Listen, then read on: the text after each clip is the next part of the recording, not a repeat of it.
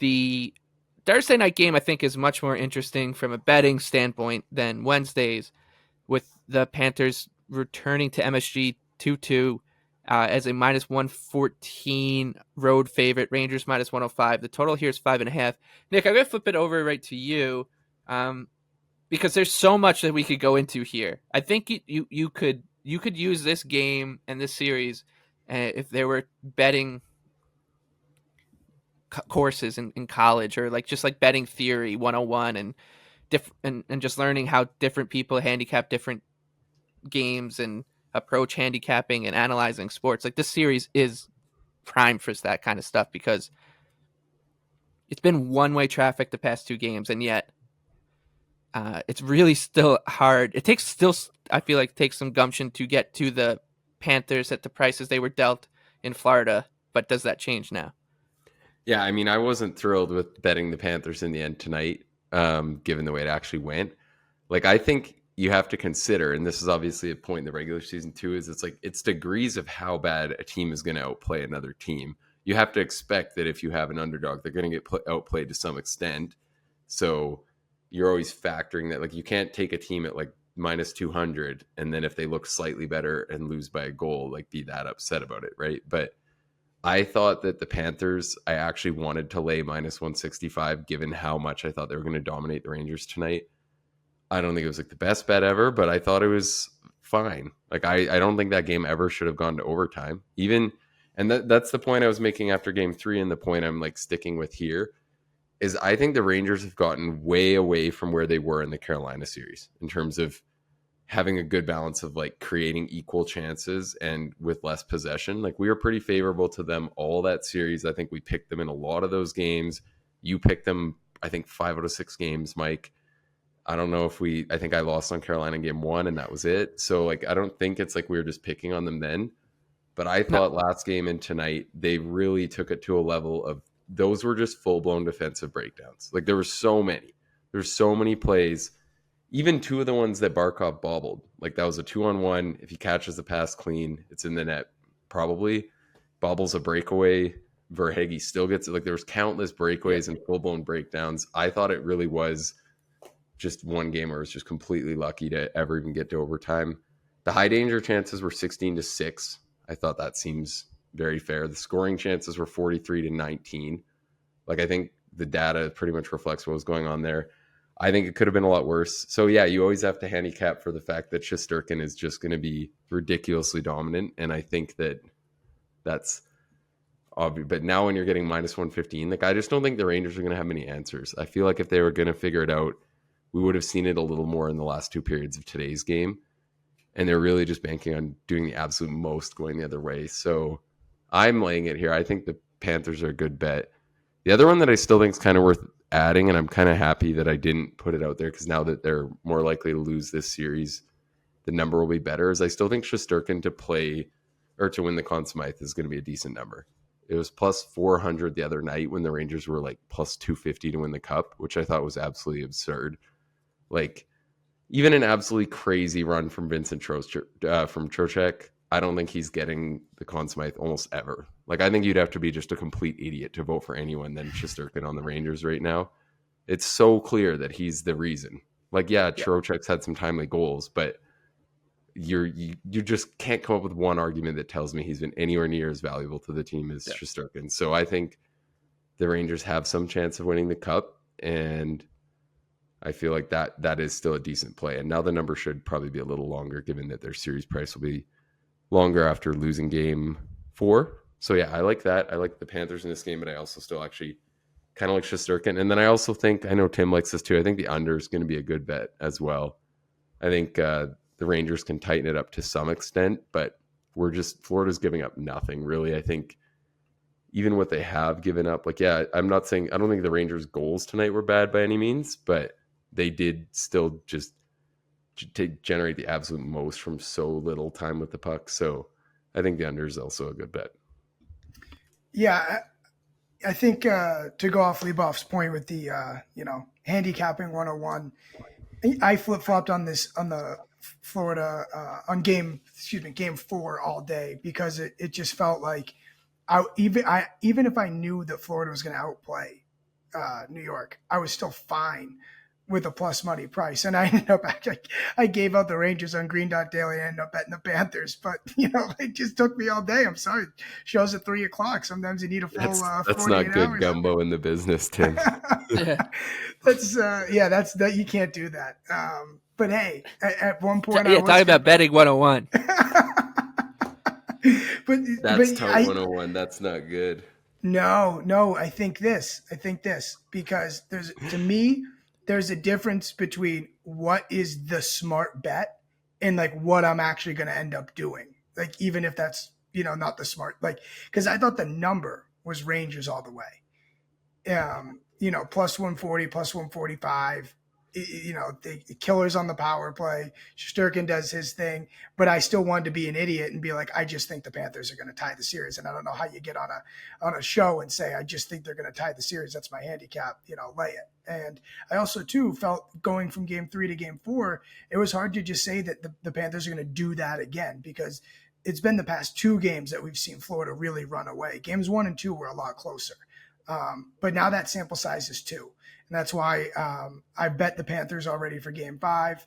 I feel I bet the under as well, Nick, 5.5. We know that those trends are strong in games 5 through 7.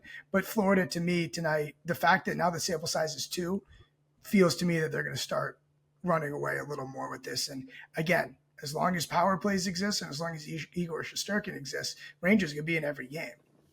Yeah, and I mean, that's an important point too, is like, obviously you can't just entirely base it off what you saw last game. You have to consider like what the Rangers could do differently, what any team could do differently. Like, I thought based off the way that game 3 went, Florida's price tonight was fine. But I also just feel like, especially talking towards this game, is that I just don't really see what's going to change here. Like, I think that a lot of the problems that Florida presented in game 3, New York was fully aware of. Like, they've had a lot of problems moving it out of the back. I think that's been really consistent. It feels like it's just been the same thing every time. Florida's doing a really good job having their D press on the walls, and it just feels like it's leading to a ton of offensive zone time. And part of it is just how good Florida is. Like, I really think this is just an absolutely dominant team. So yeah, the Rangers are always going to be threatening going the other way, but I think they're kind of going to keep getting outplayed to the extent where you got to take your chances against Igor and the power play and all that stuff. I would agree. I thought that part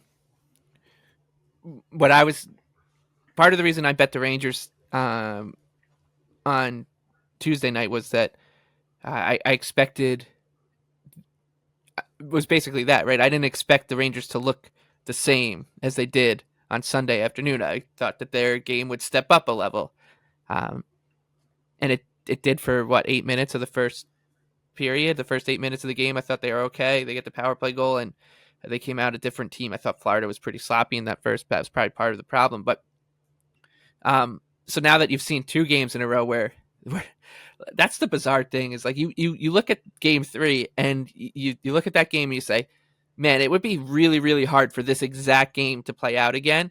And we almost got it. Like, it wasn't the same exact thing, right? Like, it wasn't like the Panthers had to come back from 2 in the third. But we almost got that same kind of general narrative where the Panthers just really are far and away the better team and losing in overtime due to some Igor heroics. We almost get it, though. So now that you've seen 2 games of it, and I know the shift back home should help the Rangers a tad, get better matchups, whatever. But I think with the way the blue line is a huge kind of concern. Fox obviously is hurt. I know he had 2 points tonight. I don't think he was all that convincing at all. I don't think Lindgren he's never 100%, but he's not been great. Truba's been an abomination, I think, at some points. Like, there's so many holes on this team. Like, you can make an argument that they have 4 players having like positive impacts on the series outside of Shesterkin. And they're still in this thing. And that's it drives you nuts as a bettor, because you look at minus 115 on Panthers and you're like, it looks like a great number on the team that's been far and away better over at least, and especially over the last 2 games. They're growing into the series more. The Rangers look like they're going the other way. But then you start to think, the Rangers definitely have a lot of room for improvement. Can they step into that room for improvement? drives me nuts. I would tend to agree, though, that the Panthers in this situation look and like an appetizing bet. I also think we might start to see the market move towards Florida, even in these Ranger home games too. So I don't think this minus 115 is going to be. I don't think we're. I wouldn't be surprised if we see this thing kind of tilt towards minus 120, minus 125, where we'd see Carolina in MSG at a couple spots in the last series. Yeah, it's just so tight. It's so tight. It's like in I would say too, right? We love in the business to like call teams frauds and be like, it just they can't keep getting away with this. But like if you were doing that all year with the Rangers, you'd be broke. This team won the President's Trophy. So at one point, it's like still a formula that works. This is hockey, right? It's not played on a spreadsheet, and is again power plays and Shesterkin. Those things still exist. Yeah, but I mean, with that in mind, I still think I don't think that the Rangers are a fraud. I just think they're playing a team that would be one of the better like cup champions in a while, and they're getting outplayed by them. So I think it's fair. I think it honestly reminds me a lot right now of the 2022 East Final. I think it looks pretty comparable. So hopefully, given the way we're handicapping it on this show, it finishes similarly. But I think it looks really similar. Like the Rangers went up 2-0 in that series. Tampa really had to grind out the game 3, and then it kind of felt like from there on it was kind of Tampa series. So I could maybe see that being kind of a similar thing. Feel like you get that one really close gutty win out of the way and then kind of get some confidence, maybe get some better luck on some of these chances moving forward. Maybe Igor doesn't play at the level he has either. Like, yeah, that's the other thing. I should have mentioned that, right? Like the Rangers obviously have players who have a lot of room for improvement, but they also have a player who's playing at perhaps the highest level we've seen from a goalie all season. So he's got room. I mean, it'd be impossible for him to play really any better.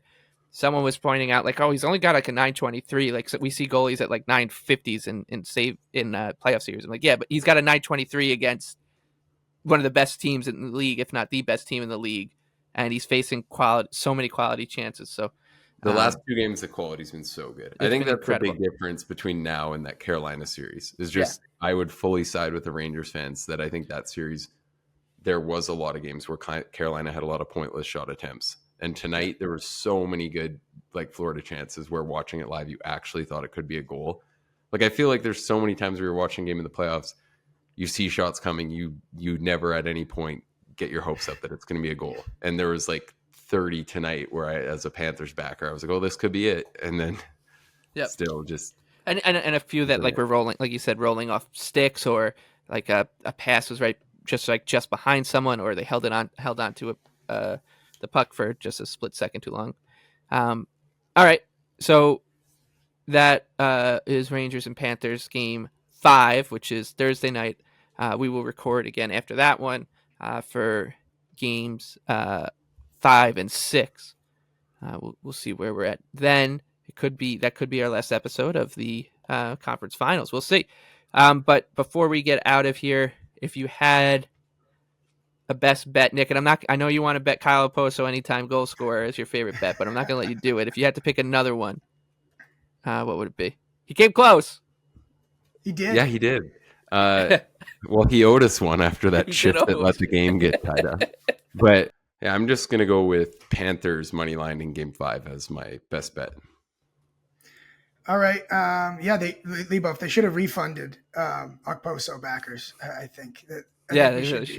On Twitter. They usually do that kind of stuff. The bookmakers too. They're usually very generous about that kind of stuff. So maybe we'll wake up with the money back in our account. Yeah, maybe. I'm going to go with the Dallas Edmonton over 5.5. The Oilers 10-4-1 to the over in this playoffs.